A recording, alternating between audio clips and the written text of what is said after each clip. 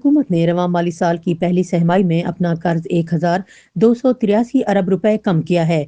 State bank of Pakistan के मुताबिक हुकूमत ने सितंबर में अपना कर्जा मजीद 852 अरब रुपए कम किया। हुकूमत का कर्ज सितंबर 2025 के इख्तिताम पर 76,605 अरब रुपए था।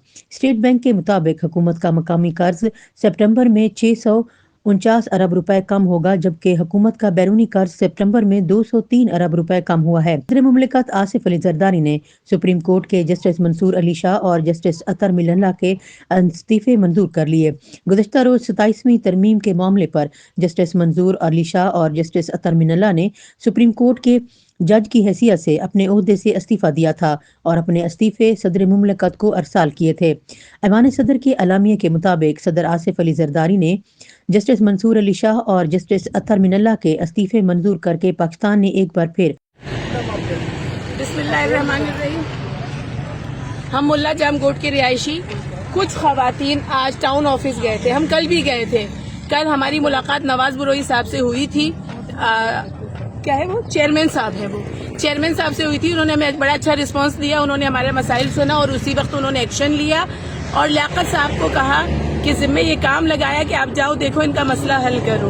मगर हमें बड़े अफसोस के साथ कहना पड़ता है कि लियाकत साहब ने कुछ संजीदगी से नोटिस नहीं लिया इस बात का। बहरहाल आज हम इंतजार करते रहे कि कुछ प्रॉपर काम हो, काम नहीं हुआ। हम दोबारा गए, हम नवाज साहब से मिलने गए थे जिस तरह हम कल गए थे और बड़े पुरअमन तरीके से जिस तरह हमने कल उनसे बात की थी, आज भी हम सिर्फ उसी तरह से गए थे। मगर नवाज साहब आज ऑफिस में मौजूद नहीं थे।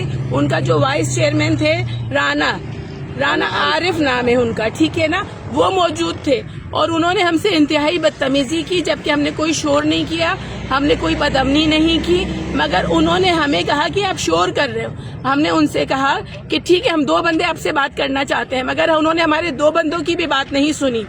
और जब हमने उनको बताया कि हम मुल्ला जाम कोट के रिहायशी हैं, तो उन्होंने हमें आगे से ये रिप्लाई किया कि तुम लोगों की गलती है जो कच्ची आबादी में रहते हो। तो अब आप मुझे ये बताएं कि अगर हम कच्ची आबादी में रहते हैं तो ये हमारी गलती है, अगर हम गरीब है तो ये हमारी गलती है। अगर हम गरीब है हमें जीने का हक नहीं है, हमें साफ जगह पे रहने का हक नहीं है। मैं पीपल्स पार्टी के तमाम ओहदेदारान से, बेशक वो बिलावल साहब हो, बेशक वो जरदारी साहब हो, उनसे रिक्वेस्ट करती हूँ कि अपनी पार्टी में से ऐसी काली भेड़ों को निकालें जिनको इज्जत नहीं आवाम की, जो करना नहीं जानते। वो हमारा वोट लेकर कुर्सी पे बैठने वाले लोग आज हमें कह रहे हैं कि आपको जीने का हक नहीं है क्योंकि आप गरीब हो। ठीक है, अगर हम गरीब हैं तो क्या हम जिए नहीं? हम अपनी परेशानी लेके कहाँ जाएं? हम बड़े पुरअमन तरीके से गए थे। एक बाशऊर शहरी एजुकेटेड है हम, मगर गरीब है, क्या करें? हमारे पास हराम कमाई नहीं है जो हम बंगले बनाकर बैठे। गरीबों को जीने का हक नहीं है तो हमें बता दें कि हम मरने कहाँ जाएं। ठीक है, हम हमें जलील कर रहे थे।